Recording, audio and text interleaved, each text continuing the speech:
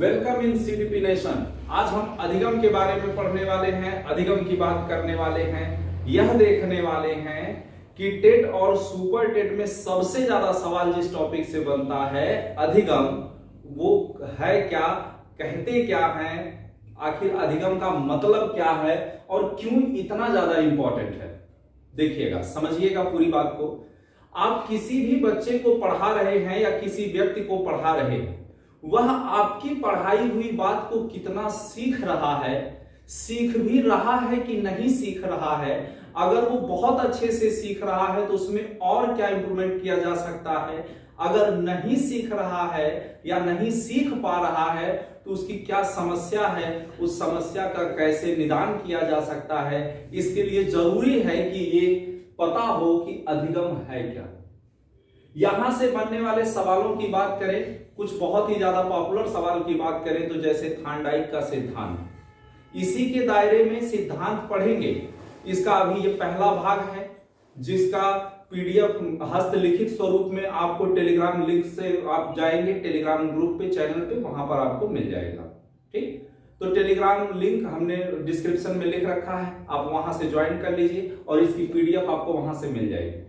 लिखने की टेंशन बिल्कुल मत लीजिएगा क्योंकि पीडीएफ तो आपको मिल ही जानी है। पूरे ध्यान से पूरा अपना 100% देके सिर्फ समझने पे फोकस करिए। देखिए, टॉपिक है अधिगम।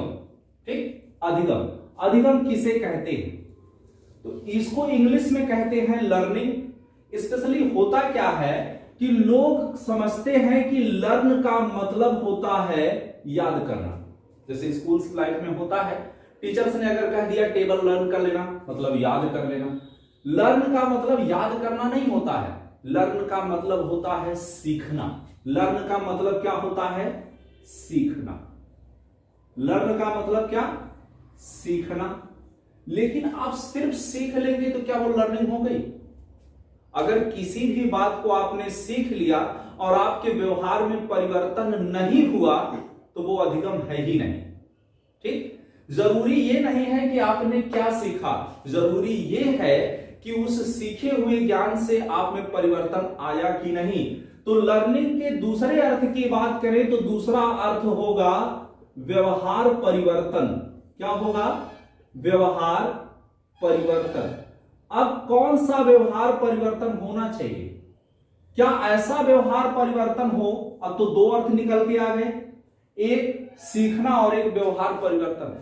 आप अच्छे से जानते हैं कि अगर इन दोनों की बात कही जाए और यह चेक किया जाए कि कौन छोटा अर्थ पड़ेगा कौन बड़ा, सिर्फ सीखना छोटी बात है कि व्यवहार में परिवर्तन का होना छोटी बात है।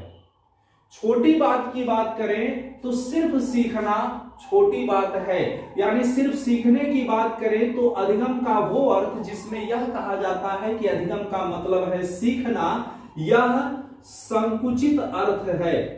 कौन सा अर्थ है? तो यह संकुचित अर्थ है। आयोग का मजाक शुरू हो गया है। अब आयोग संकुचित नहीं पूछता, लघु या छोटा नहीं पूछता, अब सीधे सीधे टेढ़े मेढ़े शब्दों का प्रयोग करता है, जैसे संकीर्ण। ठीक, संकीर्ण। तो सीखना, अधिगम का अर्थ है सीखना, यह संकुचित या संकीर्ण अर्थ है। जबकि व्यवहार परिवर्तन यह कैसा अर्थ है? तो यह एक व्यापक अर्थ है या विस्तृत अर्थ है। ठीक है, विस्तृत अर्थ है या यूं कह लीजिए यह एक वृहद अर्थ है।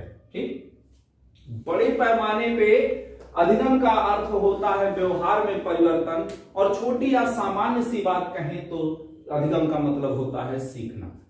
अब क्या व्यवहार परिवर्तन, जितने भी व्यवहार परिवर्तन हैं सब अधिगम कहे जाएंगे? तो बिल्कुल नहीं, सब अधिगम नहीं कहे जाएंगे, बल्कि अधिगम वही होगा जो परिवर्तन लंबे समय तक बना रहे। आप किसी को पढ़ता हुआ पाते हैं, उनसे प्रेरित होते हैं, एक जोश आता है कि हम भी पढ़ेंगे।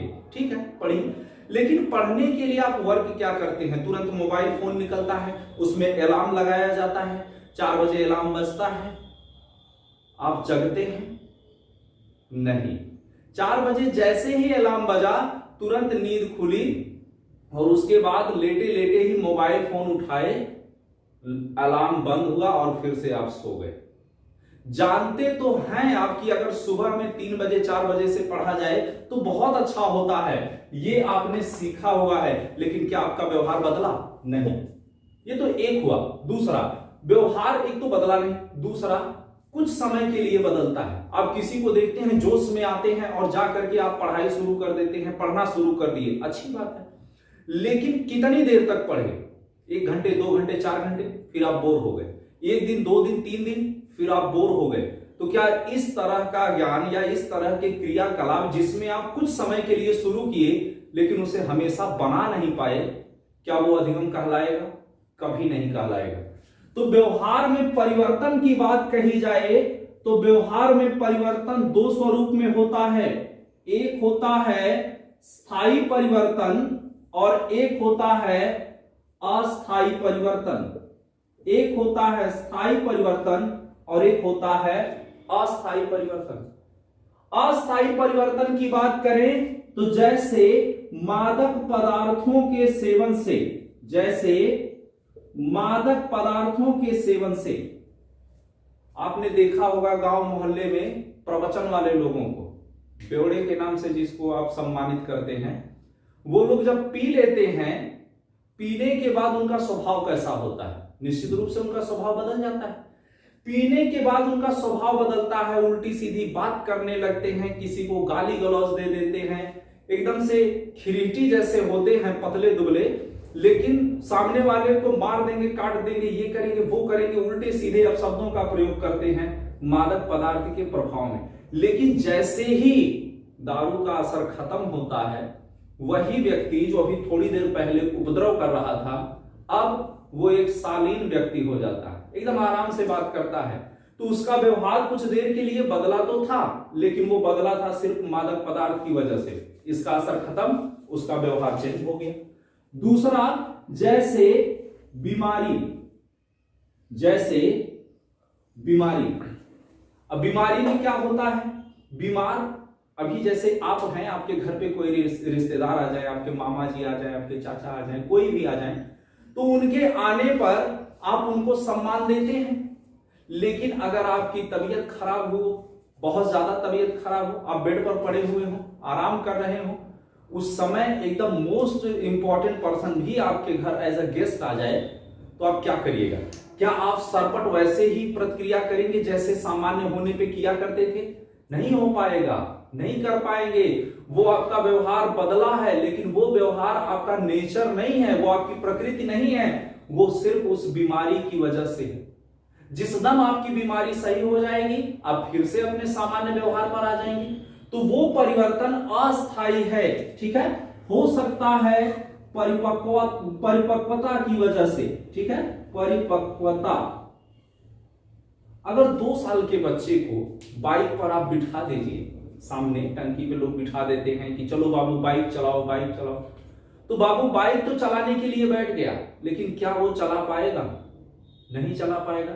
अब इसका मतलब ये हुआ कि वो बच्चा चाहे जितना भी बड़ा हो जाए, कभी बाइक नहीं चला पाएगा। ऐसा है? बिल्कुल नहीं है।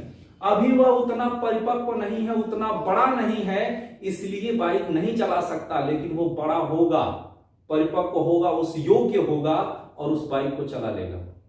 एक 5 साल का बच्चा, उससे आप 20 किलो वजन उठाने के लिए कहेंगे, नहीं उठा पाएगा, कारण अभी वह उतना परिपक्व नहीं है। तो क्या वह उसमें सक्षम नहीं है? उसकी उम्र बढ़ेगी, उसकी क्षमता बढ़ेगी, उसकी परिपक्वता जब बढ़ेगी, तब जब वह 20 साल का होगा, 25 साल का होगा, ठीक, तब वह 25 किलो वजन, 20 किलो वजन नहीं बल्कि 50 किलो का वजन भी उठा के फेंक सकता है।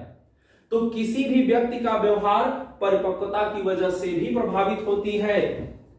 संवेग, क्या संवेग की वजह से भी ये परिवर्तन आते हैं?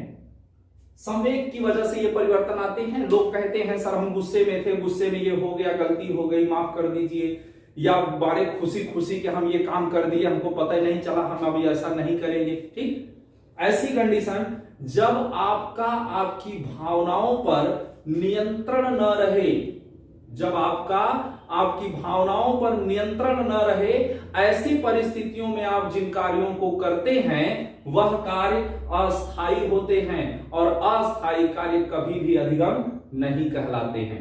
ठीक है, ऐसे बहुत से कारण हैं जो अस्थायी स्वरूप में होते हैं और ये अस्थायी वाले अधिगम की श्रेणी में नहीं आएंगे। तो अधिगम की श्रेणी में आएगा कौन? अगर ये सब नहीं आएंगे तो अधिगम की श्रेणी में आएगा कौन? अधिगम की श्रेणी में आएगा वो ज्ञान या वो व्यवहार परिवर्तन जो अभ्यास से आया है। किससे आया है? अभ्यास से आया है। वह ज्ञान इसमें सम्मिलित होगा या वह परिवर्तन सम्मिलित होगा जो अनुभव से आया है, जो अनुभव से आया है, और वह इसमें सम्मिलित होगा जो प्रशिक्षण से आया है, प्रशिक्षण से आया है। ठीक है, ये तीन रास्ते हैं, एक्सरसाइज, एक्सपीरियंस एंड ट्रेनिंग। ये तीन ऐसे टर्म्स हैं जिनसे होने वाला व्यवहार परिवर्तन स्थायी होगा और यही स्थायी व्यवहार परिवर्तन अधिगम कहलाएगा। अस्थायी व्यवहार परिवर्तन अधिगम नहीं कहलाएगा। जैसे आप अगर साइकिल चलाना जानते हैं, साइकिल चलाना एक एग्जांपल है, उसको समझिएगा। आप साइकिल चलाना सीख रहे हैं। साइकिल चलाना जब आप सीख रहे हैं तो आप अभ्यास कर रहे हैं, साइकिल चलाने का अभ्यास कर रहे हैं और आपका कुछ न कुछ अनुभव बन रहा है। कंटिन्यू उसमें एक एक अनुभव जुड़ते चले जा रहे हैं कि कैसे चलाना है, कैसे नहीं चलाना है, क्या ध्यान देना है, क्या नहीं ध्यान देना है, ये आपका अनुभव बन रहा है। साथ ही आपको सिखाने के लिए कोई ना कोई आपके साथ में है, आपको ट्रेनिंग दी जा रही है। आप साइकिल चलाने में अभ्यास का प्रयोग किए, अपने अनुभव का प्रयोग किए, अपनी ट्रेनिंग का प्रयोग किए। जब इन तीनों के सम्मिलित रूप के बाद आप साइकिल चलाना सीख लिए, साइकिल चलाना सीखने के बाद आप किसी कारणवश 10-15 साल तक साइकिल न चलाइए, 20 साल तक साइकिल मत चलाइए। 20 साल के बाद अगर आपको साइकिल चलाने के लिए कहा जाए तो क्या आप भूल जाएंगे? बिल्कुल नहीं भूलेंगे। वो आपसे चाहे जब भी चलाने के लिए कहा जाए आप चला लेंगे। कारण क्या है? क्योंकि उसमें आपने जो भी परिवर्तन अपने व्यवहार में किए या जो भी आप सीखे हैं वो सीखना अभ्यास, अनुभव और प्रशिक्षण से हुआ है। लिखने की बात करें, लिखने की प्रक्रिया में आपने अभ्यास किया है कैसे लिखना है, आपने अनुभव अपने उसमें ऐड किए हैं कि कौन सी चीज कैसे लिखनी है, कैसे स्थायी होनी है। ये आपके अपने खुद के एक्सपीरियंसेस हैं और इसकी ट्रेनिंग हुई है।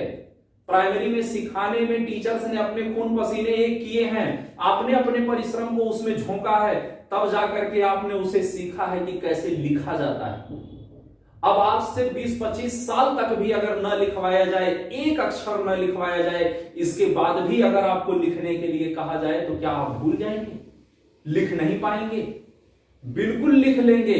कारण ये व्यवहार परिवर्तन स्थायी रूप से हुआ है, अस्थायी रूप से नहीं।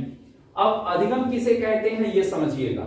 व्यवहार में होने वाले स्थायी परिवर्तन को अधिगम कहते हैं।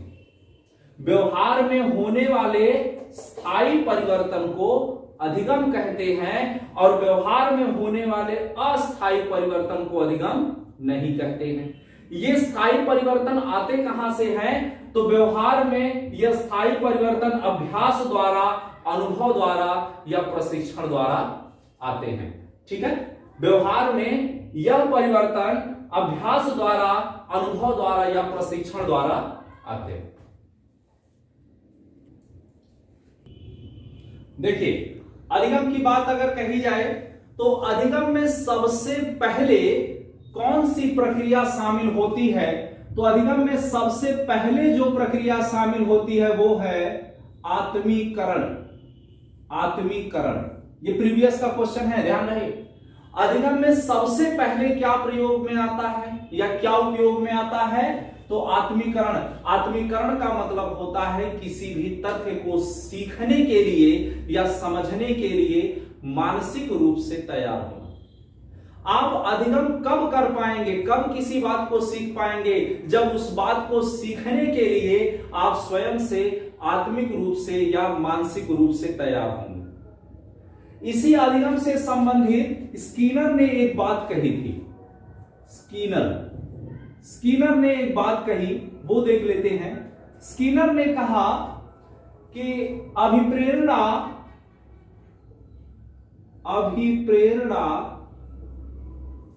अधिगम तक पहुंचने का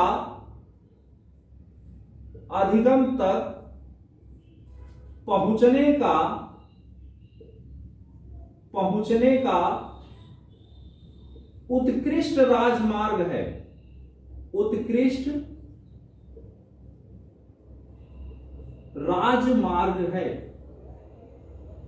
राजमार्ग है यानी सबसे बढ़िया रास्ता है। ठीक है, इंग्लिश में इसका, जैसे हिंदी में अगर कंफ्यूज हो रहे हो तो इसकी इंग्लिश हिंदी से भी ज्यादा इजी है, क्योंकि इसकी इंग्लिश हो जाएगी the motivation is the highway of learning. Motivation is the highway of learning, यानी मोटिवेशन सीखने के लिए सबसे उपयुक्त विधि है। अब स्किनर की अगर बात करें तो स्किनर ने कहा कि अभिप्रेरणा अधिगम के लिए सबसे बढ़िया तरीका है। अगर किसी को कुछ सिखाना है तो उसे मोटिवेट कर दीजिए या उसे अभिप्रेरित कर दीजिए, उकसा दीजिए, बढ़ावा दे दीजिए, यह सबसे आसान तरीका है। ठीक, अगले टॉपिक की बात करें, स्किनर ने अधिगम के बारे में एक और बात कही थी। स्किनर ने कहा कि अधिगम व्यवहार में उत्तरोत्तर अनुकूलन की प्रक्रिया है। उत्तरोत्तर अनुकूलन की प्रक्रिया है। उत्तरोत्तर अनुकूलन की प्रक्रिया है। अब इसका मतलब क्या है? उत्तरोत्तर का मतलब क्या होता है?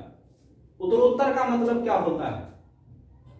उत्तरोत्तर का मतलब होता है एक के बाद एक। उत्तरोत्तर का मतलब होता है एक के बाद एक, यानी जिसको आप बोलते हैं स्टेप बाय स्टेप।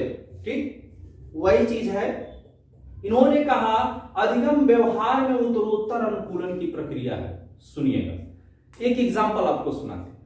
आपके आसपास पड़ोस से या शायद आपके घर से भी कुछ लोग विदेश रहते होंगे, स्पेशली जैसे सऊदी अरब टाइप में। चलिए सऊदी अरब को एग्जांपल में उठाते हैं। मान लीजिए आपके घर का कोई एक व्यक्ति सऊदी अरब जाता है। जब वो सऊदी अरब जाएगा तो क्या उसे अरबी भाषा आ रही है या अरबी भाषा सीख कर सऊदियां गया? नहीं, अरबी भाषा सीख कर वो सऊदियां नहीं गया। लेकिन जब वो सऊदी जाएगा, यहां हिंदी जानता है, पढ़ा लिखा समझदार होगा तो इंग्लिश जानता होगा। उत्तर प्रदेश में हम लोग रहते हैं, सामान्यतः भोजपुरी जानता होगा। उसके पास 3 ही लैंग्वेज हैं, हिंदी जानता है, भोजपुरी जानता है और सामान्यतः इंग्लिश जानता है। लेकिन जो वहां पर भाषा प्रयोग हो रही है वो न तो हिंदी है, न इंग्लिश है, न भोजपुरी है, वहां तो अरबी चलती है। अब अरबी के बीच में वो अनुकूलन कैसे बनाए? अनुकूलन की अगर बात करें कि अनुकूलन किसे कहते हैं तो सुनिएगा। अनुकूलन परिस्थितियों के अनुसार अपने आप को ढाल लेना या बदलना। परिस्थितियों के अनुसार अपने आप को ढाल लेना या बदलना ही अनुकूलन। सुनिएगा, अब वो वहां की परिस्थितियों को कैसे अपने मुताबिक करे? अरबी तो जानता ही नहीं, लेकिन अब वो वहां पर सीखना शुरू कर दिया। क्या काम शुरू करेगा? सीखना। धीरे धीरे अरबी सीखना शुरू किया कि कौन सी वस्तु को क्या कहते हैं। वो जितना सीखता चला जाएगा उसकी परिस्थितियां उतनी अधिक उसके अनुकूल होती चली जाएंगी। धीरे धीरे यह होगा कि उसने वहां की पूरी भाषा सीख ली, यानी पूरी अरबी सीख ली, और धीरे धीरे चलते चलते अब वह परिस्थितियां उसके लिए अनुकूलित हो गई। यही बात कह रहे हैं स्किनर कि अधिगम वह व्यवहार है या वह प्रक्रिया है जिसमें उत्तरोत्तर अनुकूलन होता है। जितनी भाषा वो सीखता गया उतना उस परिस्थिति के अनुरूप या अनुकूल होता चला गया। जिस दिन पूरी सीख लिया, बात व्यवहार करने लगा उस भाषा में, उस दिन वो परिस्थिति पूरी तरह से उसके अनुकूल हो गई। ठीक है, अब देखिएगा अगली डेफिनेशंस की बात करें तो एक परिभाषा बड़ी पॉपुलर है अधिगम को लेके, वो है गिलफोर्ड महोदय। गिलफोर्ड महोदय की बात करें तो क्या कहा गिलफोर्ड ने, वो देख लेते हैं। गिलफोर्ड ने कहा कि व्यवहार द्वारा व्यवहार में परिवर्तन ही अधिगम है। क्या कहा गिलफोर्ड ने? गिलफोर्ड ने कहा व्यवहार द्वारा व्यवहार में परिवर्तन ही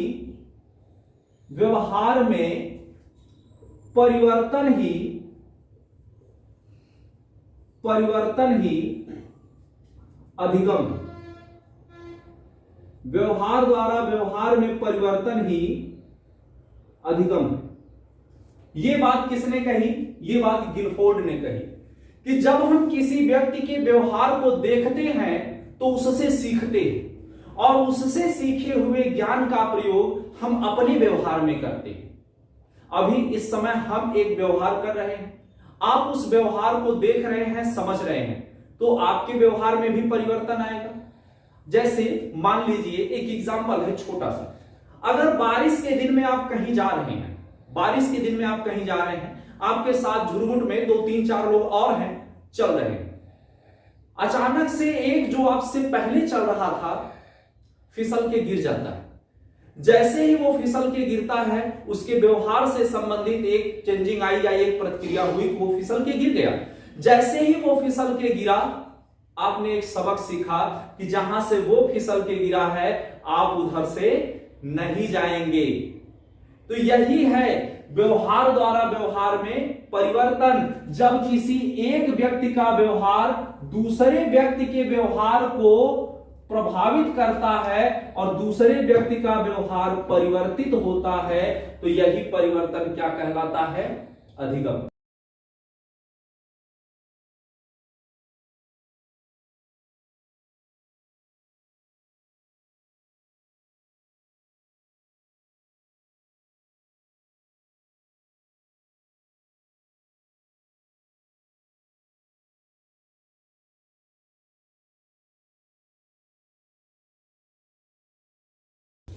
देखिए गेट्स एवं अन्य की बात अगर करें, जैसे 2-3 लोगों ने और भी महत्वपूर्ण बातें कही हैं अधिगम को लेकर के, गेट्स एवं अन्य की बात करें तो ये टॉपिक आपके लिए इंपॉर्टेंट बनेगा।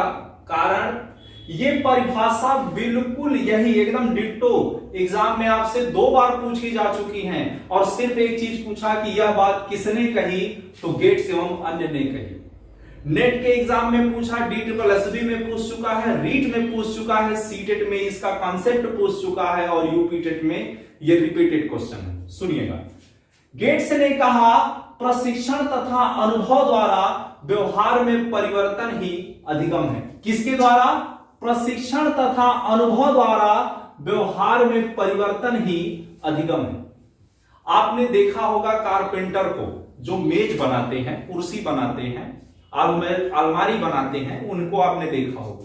जो लकड़ी की कुर्सियां बनाते हैं उन पर ध्यान रखिएगा। सुनिए, उन्हें ट्रेनिंग दी जाती है कि कैसे काटना है, कैसे बनाना है, ठीक, उन्हें ट्रेनिंग दी जाती है, साथ ही उनका खुद का अपना अनुभव भी होता है कि किस प्रकार से इसमें नई डिजाइन दी जा सकती है। तो इस काम में प्रशिक्षण और अनुभव दोनों का प्रयोग होता है। जब उनका व्यवहार निखर कर आता है या उनका काम निखर कर आता है तो पता चलता है कि कितना बढ़िया वर्क हुआ। पेंटिंग में भी यही रूल लागू होता है। जो जिनको भी पेंटिंग सिखाई जाती है उन्हें ट्रेनिंग दी जाती है, लेकिन वो अपने एक्सपीरियंस के बेस पे अपना व्यवहार परिवर्तित करता है। ठीक, ट्रेलर की अगर बात करें तो एक कपड़ा सिलने वाला व्यक्ति भी, उसे ट्रेनिंग तो दी जाती है, लेकिन वो अपने अनुभव के आधार पर कार्य करता है और अपने व्यवहार में परिवर्तन लाता है। तो अगर गेट्स की बात को माना जाए तो गेट्स ने कहा कि प्रशिक्षण तथा अनुभव द्वारा व्यवहार में परिवर्तन ही अधिगम है। हमने अस्थायी व्यवहार परिवर्तन की बात कही, उसमें 3 तथ्य बताए गए, अभ्यास, प्रशिक्षण और अनुभव, जिसमें से 2 तथ्य गेट्स ने उठाए और कहा कि प्रशिक्षण और अनुभव द्वारा व्यवहार में परिवर्तन ही अधिगम। चलिए वुडवर्थ की अगर बात करें तो वुडवर्थ महोदय ने क्या कहा? वुडवर्थ ने कहा कि नवीन ज्ञान जो आप नहीं जानते हैं, अच्छा जो आप जानते हैं उनको क्या कहेंगे? नवीन ज्ञान तो हो गया, लेकिन जो आप जानते हैं उनको क्या कहेंगे? जो आप जानते हैं उनको कहा जाता है पूर्व ज्ञान। ठीक है, क्या कहा जाएगा? पूर्व ज्ञान। आगे इसको भी समझाएंगे, पूरा इसको एक्सप्लेन करेंगे, परेशान ना होइए। जो आप पहले से जानते हैं वो कहलाएगा पूर्व ज्ञान, और जो आप अभी नया सीख रहे हैं, जो आप नहीं जानते हैं, ये कहलाएगा नवीन ज्ञान। तो वुडवर्थ ने कहा नवीन ज्ञान तथा नवीन प्रतिक्रिया, यानी आपके व्यवहार के बदले में सामने वाला जो व्यवहार करता है वो प्रतिक्रिया। तो नवीन ज्ञान और नवीन प्रतिक्रियाओं का अर्जन, सीखना या उसे धारण करना ही क्या है? अधिगम। वुडवर्थ ने एक बात और कही थी। वुडवर्थ ने कहा था कि अधिगम विकास की एक प्रक्रिया है। क्या है? अधिगम विकास की, अधिगम विकास की एक प्रक्रिया है। अधिगम विकास की एक प्रक्रिया। अब इसका मतलब क्या है? इसका मतलब यह है कि आपका जितना भी अधिगम होता रहेगा, आपका विकास उसी गति से होता रहेगा। जितना आप अधिगम करेंगे उतना आपका विकास होगा। यह बात वुडवर्थ ने कही कि अधिगम जिस कोटि का होगा, जिस श्रेणी का होगा, अगर वो श्रेष्ठ है, सर्वोच्च लेवल का है, तो आपका विकास भी श्रेष्ठ या सर्वोच्च लेवल का बनेगा। यह वुडवर्थ का कथन है। क्रो एवं क्रो की अगर बात करें, क्रो एवं क्रो की बात करें तो इन्होंने कहा अधिगम क्या है? आदत, ज्ञान और अभिवृत्ति। तीन शब्द हैं, आदत, ज्ञान और अभिवृत्ति का अर्जन है। आदत, ज्ञान और अभिवृत्ति का अर्जन है या धारण करना है।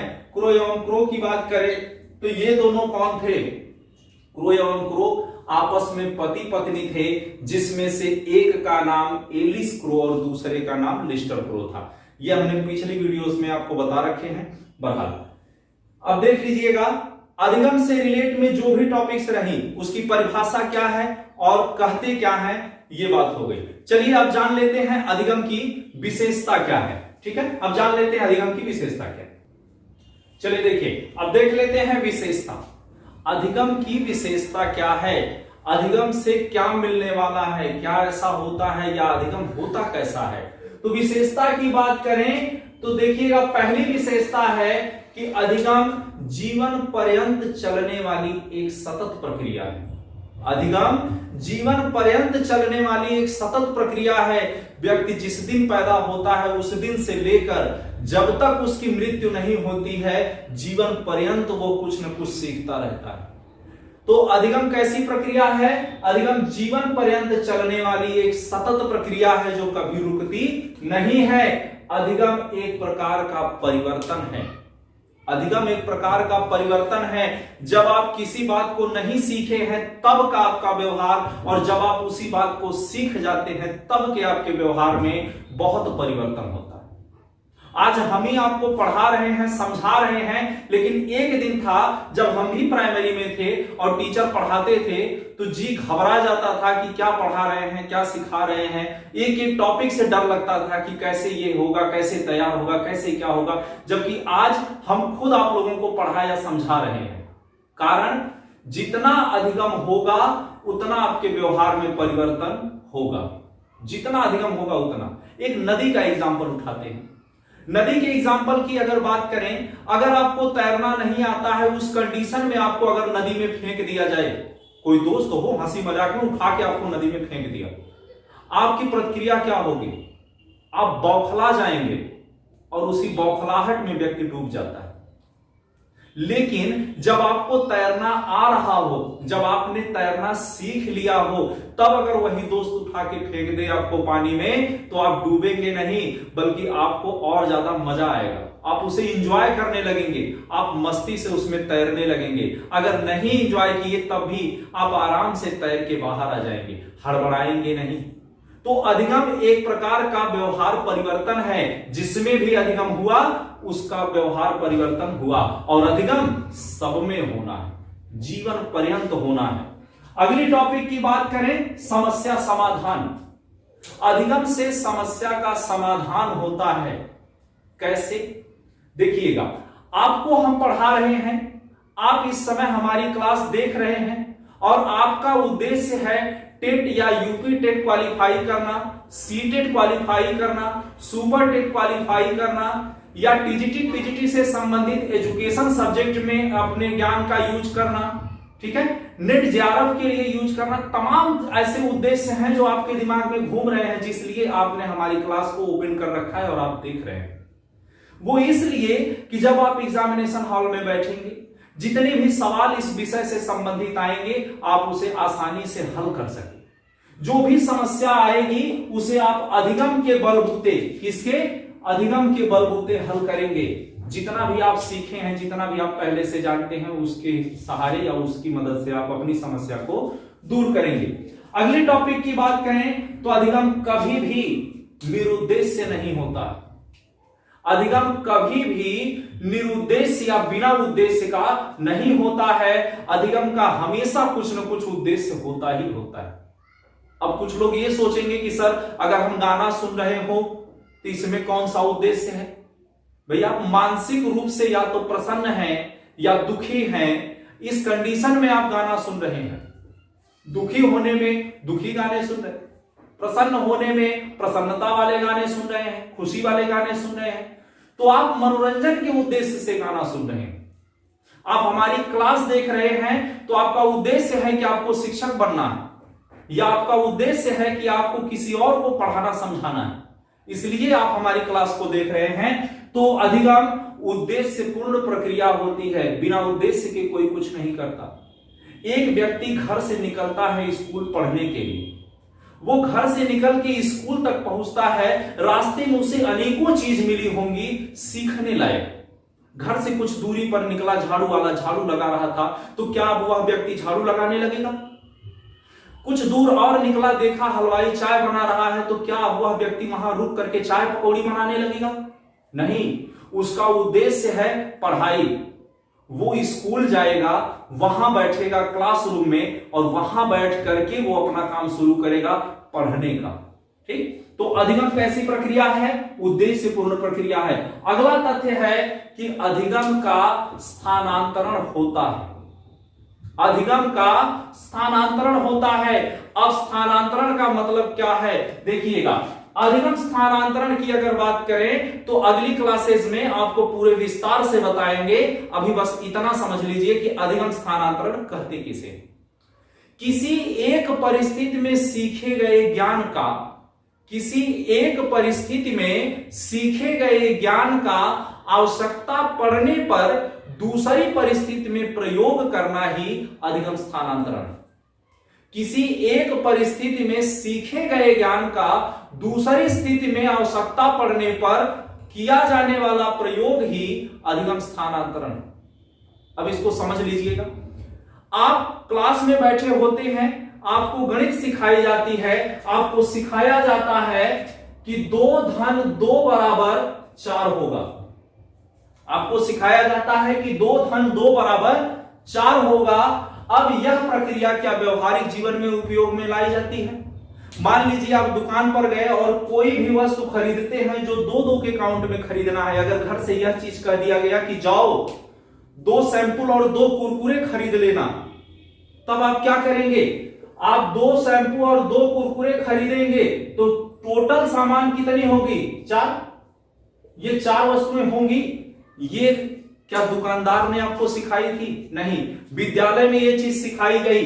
गिनती पहाड़े आप जो है विद्यालय से संबंधित क्लासेस में सीखते या याद करते हैं, लेकिन जब कुछ भी काउंट करना होता है, मान लीजिए किसी बगीचे में है, आप खेल रहे हैं, आप ही के दोस्त ने पूछ दिया कि इस बगीचे में कितने आम हैं, तो आप गिनना शुरू करते हैं 1 2 3 4 5 6 7, ऐसे गिन के जितने भी पेड़ होते हैं सबको आप बताते हैं। ये व्यवहारिक ज्ञान उस क्लासरूम का ज्ञान है।